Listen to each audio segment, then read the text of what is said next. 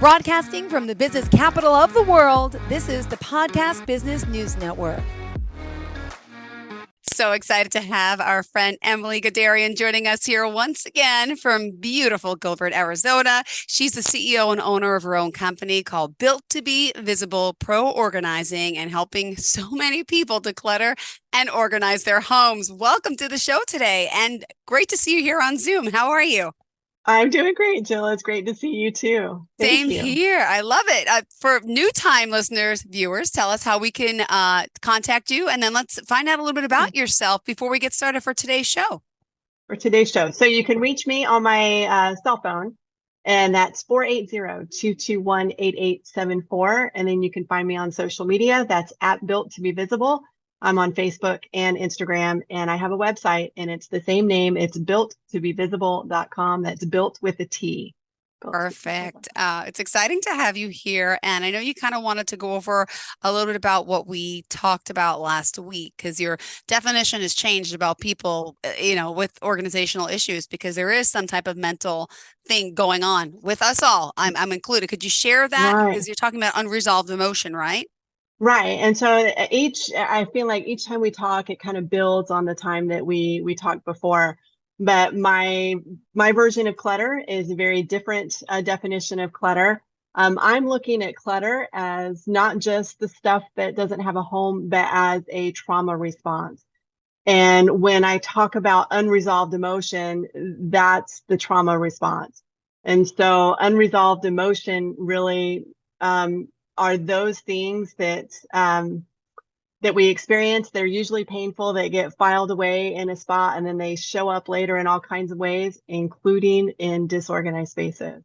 And that's kind of what I've been doing. Is I started off as one type of organizer, and then after I got into people's homes and started hearing their stories and listening to them, I became a different kind of organizer. And that we talk about, the unresolved emotion. And let's talk more about, in particular, the fact that we can really, what's the word I'm looking for? We could kind of categorize people that have this type of emotion and what it's doing to their homes, to their personal life, to their space. Yeah. Could you just give us more depth on that? Sure. And I like to, I went to engineering school, right? And I think of everything kind of linearly. So I have a way of breaking down things, and I call it the circles. First circle and second circle. Do you want to talk about the circles? Is that one way to break it down? Is that what you're looking for? I'm looking for whatever you want to talk about, sweetheart. You got so much knowledge. Talk about everything. We can talk about the weather. I'm just having a good time here. So let's talk about circles then. And I kind of talked about this a little bit last time, but the way we can look at the world is linearly in terms of circles. So you have two circles right beside each other. The first circle is, called first circle. And in everything in that circle is what happens. It's an event. Mm-hmm. It can be any kind of event, but That's what happens. That's the event.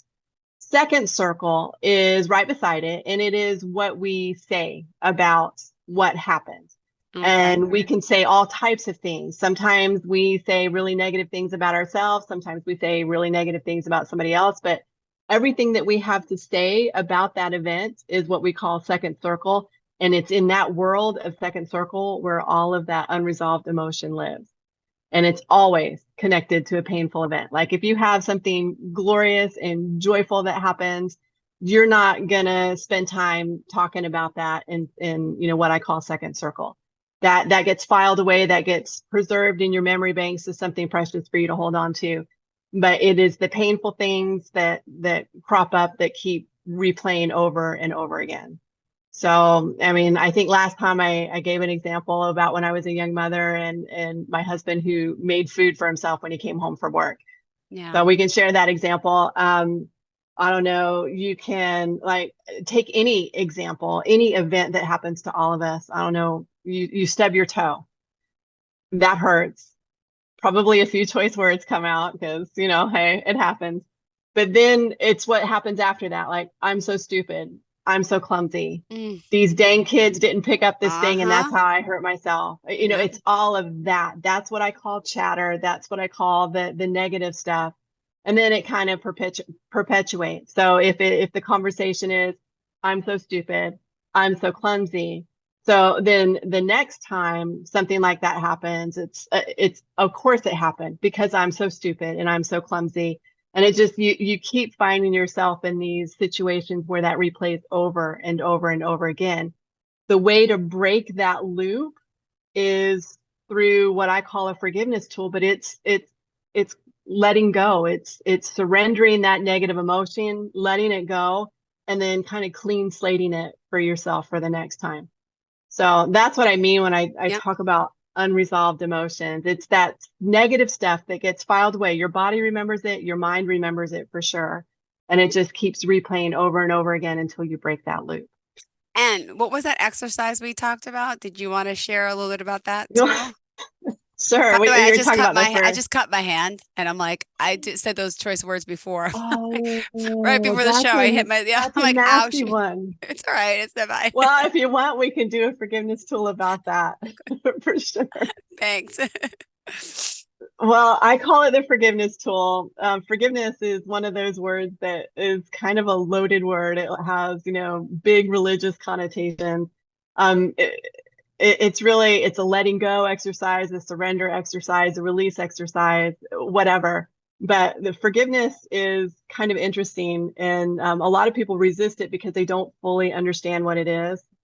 And like I said, I first learned about forgiveness in Sunday school, and there were some pieces missing in my Sunday school instruction that I'm seeing and applying now in real life. So I have a list here, and I can read off of this list so that I don't forget anything about what forgiveness is and what it is not.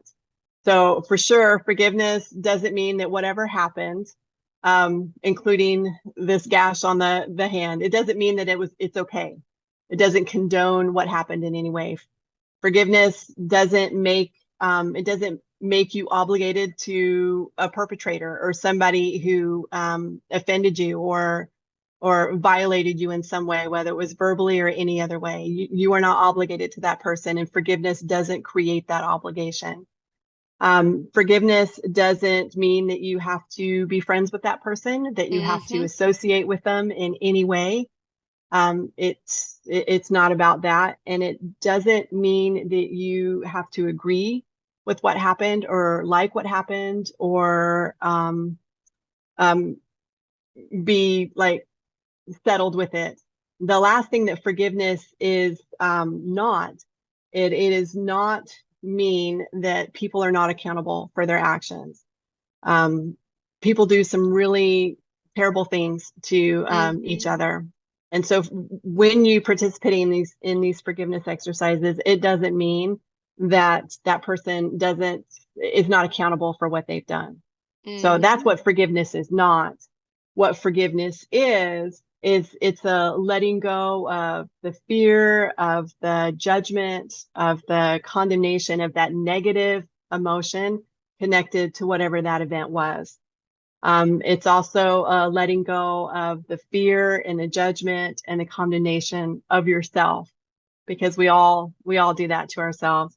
Um, the forgiveness exercise also just releases you from all of that emotion, and it releases you from the anger, the judgment, the fear, the terror, the resentment. It releases you from all of that emotion, and it frees you from having that emotion and that judgment against yourself.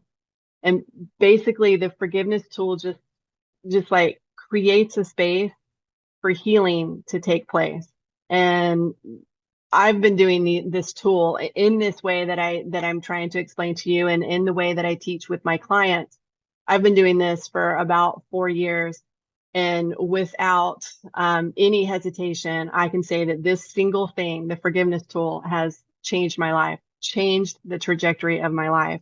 It is powerful, and it releases all of everybody, your feelings, your judgments, your emotions, the action itself. It releases it to be dealt with by the divine, like it's not yours anymore.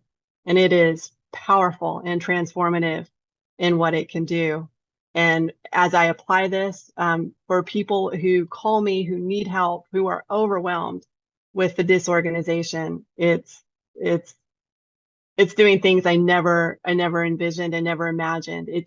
It's completely resetting and changing their life. Kind of I cool, kind of it, magical, actually. it is magical. And so are you. Can we start? I gotta get to this is your first Zoom.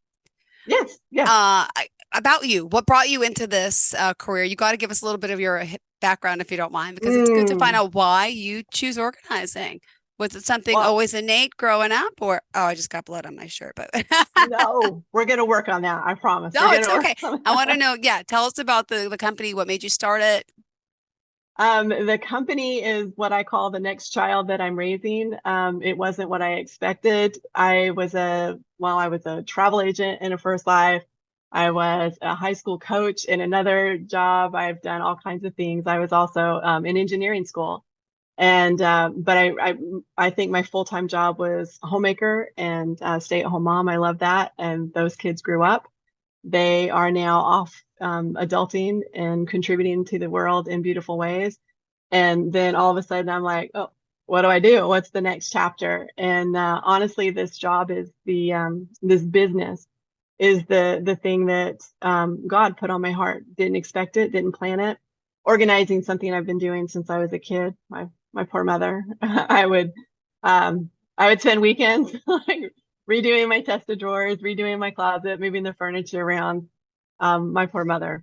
But so I started when I was a kid, just kind of fun things, and then I did odd jobs for people as an adult. And then after the children left, and before I went out on my own, I did work for another organizer, and we did unpack. So we would use people's belongings, and we would unpack them and stage them and organize them in a new downsized home that they had purchased.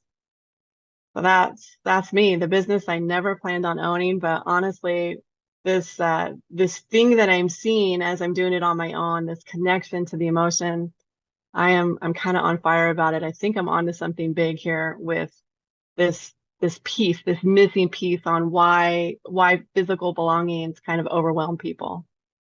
And here we are on a daily And here we basis. are. On a daily basis. So let's talk about the home organization that you provide. Could you share? Are you, the homes, Sure. businesses? Tell me, give me the rundown.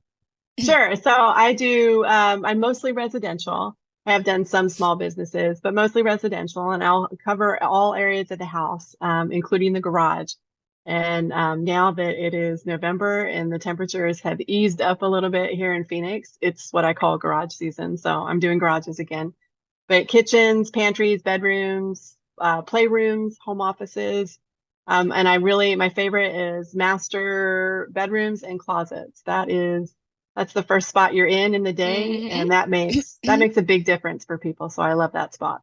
Yeah, I know. I hear you. That's one of the areas we all need to work on. And donation.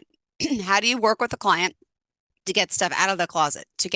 Some people have personal attachments to all items in their homes, right? I know Right. we've talked about that, but I just want to remind everyone of that attachment and how do you get them through it?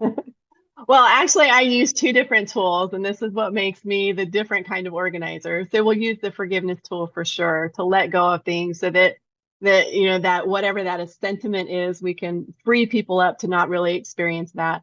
The other thing that I do for donations and the things that need to go out of the house is I will muscle test people. And muscle testing, it's applied kinesiology is another thing, but it is based on the premise that the muscles of the body are strong in the presence of that which supports life or is in your best interest or healthful.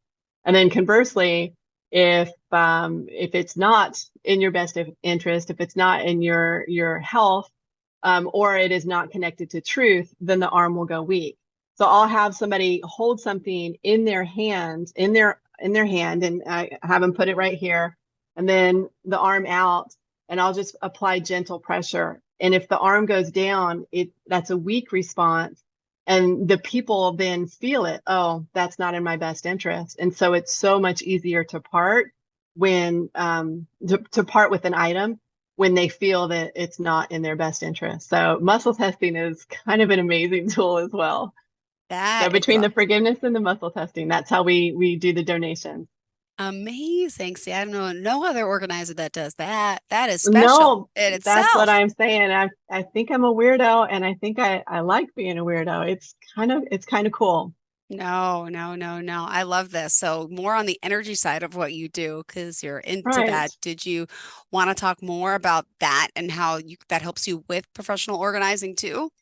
Sure. So the energy side of it, that's just something I've learned, and I've gone to trainings and seminars and classes over the years. I do that for myself. I never anticipated using it in this business. And energy is not it's not a new thing. It's honestly something that's kind of been kind of drilled out of us. I mean, have you ever had the experience where you meet somebody for the first time and it's just like instant? That person, there's a warmth and an inviting sense about them, and you could talk forever. Mm-hmm. Absolutely. So Past that's lives? energy. Yeah, Yeah, or we're yeah. connected through a past life for sure. Right, that's energy. And then I'm sure you've had experiences where, and I know I've had it, where I bump into somebody or I talk to somebody and I don't like it. Mm-hmm. We call it like heebie-jeebies or whatever you want to call it, like there's something off and you don't really know what it is, but you don't want to be around that person. And that too is energy. And we all have those senses. Honestly, I think animals, that's how they communicate with each other, is on this energy. So that's what I learned, and that's what is now showing up in the business. So um, I think the closest thing to what I do is feng shui. Those organizers who utilize feng shui. So like people have energies, good energies, bad energies. Homes and spaces have energies as well. And some people are really gifted at picking that up. I had to train myself and teach myself and kind of dissociate a little bit from my logical engineering side to be able to feel that and sense that. But energy is in rooms, and so that's kind of the first thing you do is, or at least I do. I walk into a room and I'm kind of quiet and listening to what the client says about this room, but I'm also listening to the energetic feedback I get. And you do get feedback. You get chaos, you get peace. You kind of get a sense that the flow is off. And then if you were to adjust a few small things, that the flow would be improved, and the purpose that the client needs for that room could be fulfilled with just a few minor changes. That's the energy part. Well, at least one of the energy parts. I love it. Wow. uh, My flow Kind of has like a opened up. weirdo here, Jill. No, my flow has opened up in my house since we started talking. Told you I was working on Awesome. those Halloween decoration, the bins. My brother-in-law came, took down bins of all my kids' clothes. I had about 20 bins in my room. Now I'm down to about 6 bins that I'm gonna keep That's huge. I hope of I hope the you stuff that I celebrate that need. win. I do. And in my shower now, I don't use my shower in my bedroom. I now have clear plastic bags packed, probably about 20 of them with all the kids' clothes for donation because there's nowhere else to put them in the house right now. The garage is packed, everything's Right. packed. And the Halloween decorations in the hall ready to go to the attic. So I'll eventually drag them down one day, get them in the car, bring them to the shelter. But it's like it's all coming to fruition. It's all coming. And you're right. You get that clear flow. Once the bins open up my room again, I could see through the hallway. I was like, it's such a good feeling. Yeah, and it It's like, spurs other areas of the hallelujah. house. I know, I totally know what you're talking about. And sometimes it's just small things, but I hope so. This whole stuff that we do, I come in and I do it quickly for people, and I usually bring in a team to help me accomplish it. But I hope you're like patting yourself on the back for this is a big win. I mean, you're making huge strides, and I hope you're like celebrating the wins for what they really are, because I that's need a big stuff. cocktail. I need a cocktail. Yes, thanks. For Aw. real. And remind us how we could contact you. Share your website again. Sure. The website is builttobevisible.com, and you can send in pictures and I'll give you an estimate. It's kind of a fun way to get to know me and share your space with me. Perfect. And also, let's point out some other aspects of the work that you do. As a professional organizer, you also help people move as well. Do you get their stuff ready for moving? I usually help on the unpack side of things. Okay. And even if they're cluttered, it's best to just go ahead and pack it up and we'll deal with the clutter on the unpack side of it. So yes, I know how to help people unpack and then declutter at that time. And then we go ahead and set up the old things, the old belongings in a new space. And sometimes that's really challenging for people. It sure is. What about now? Hold on.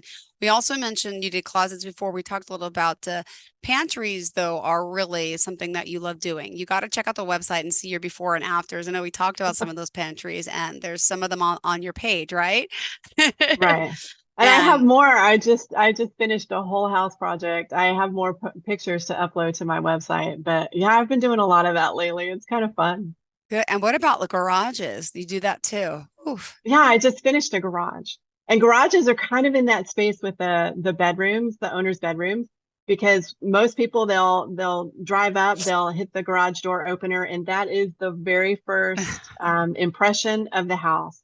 And so if it's Oh, not, yeah, so you know, and I like my neighbor's like, Jill, when are you having a garage sale? I'm like, getting around to it. It's like the joke of the neighborhood because I have all the kids' toys, like they're 6 and 8, so like the ride-on toys, now the bicycles, then all the bins and toys, and it's just hockey nets, basketball, everything's piled on each other. yeah. It looks like very shanty. So my boys open the garage. I'm like, you gotta shut it. It's embarrassing. They laugh at us. No, but everybody has this. Garage ends up being like the catch-all, but it is also like a first impression. So Yep. if you can kind of streamline like that, you're taking that with you, you know, for the rest of the time that you're at home. So it's kind of magical to do a garage because we underestimate what that does for people when they come home and see that.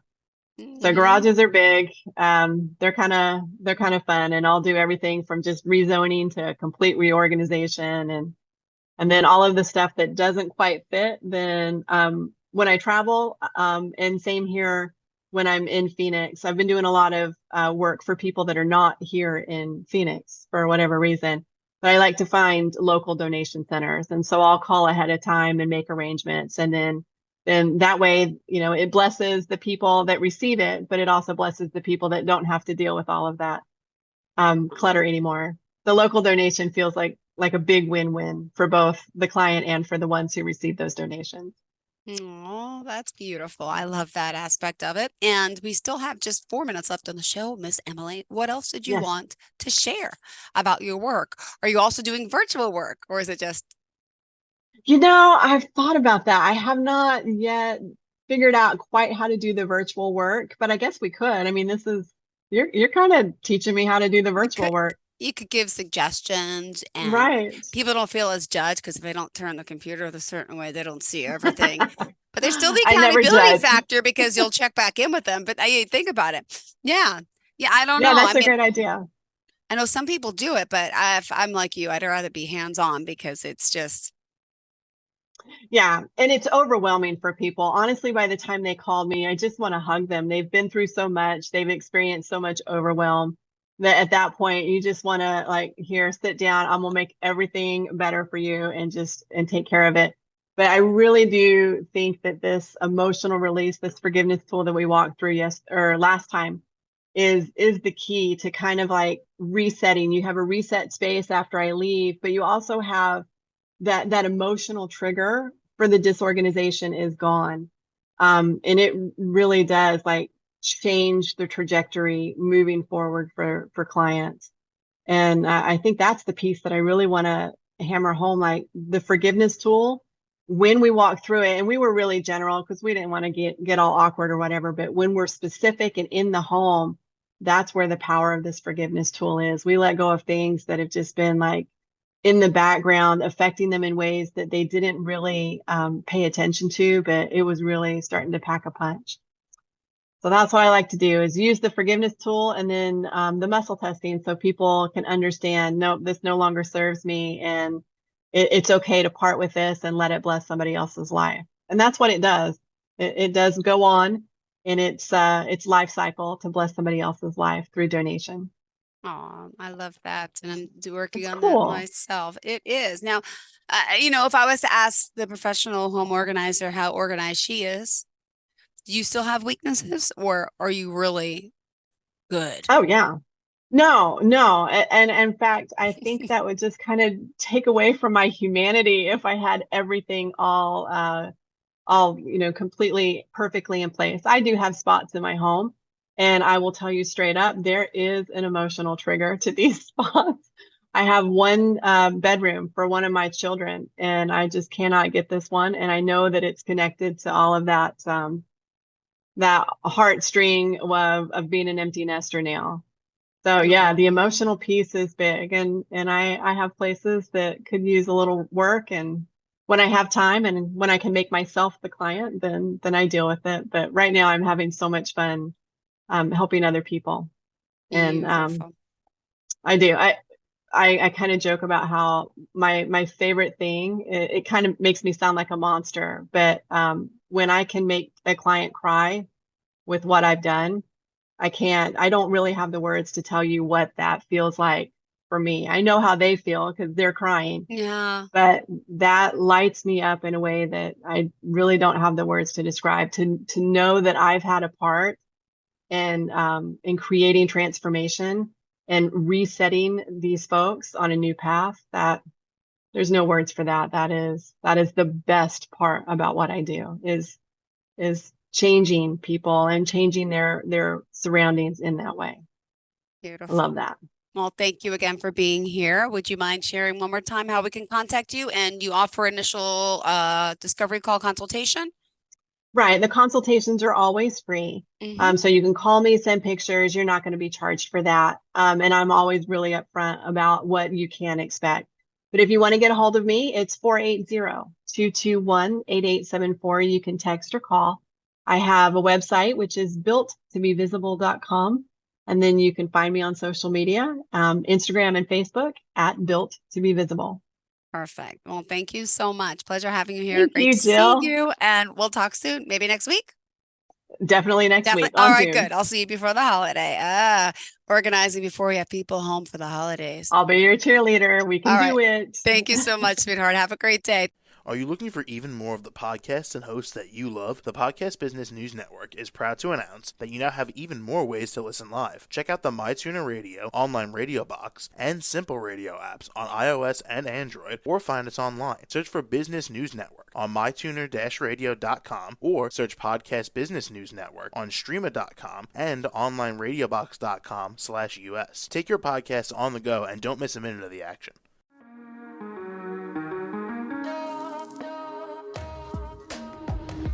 Broadcasting from the business capital of the world, this is the Podcast Business News Network.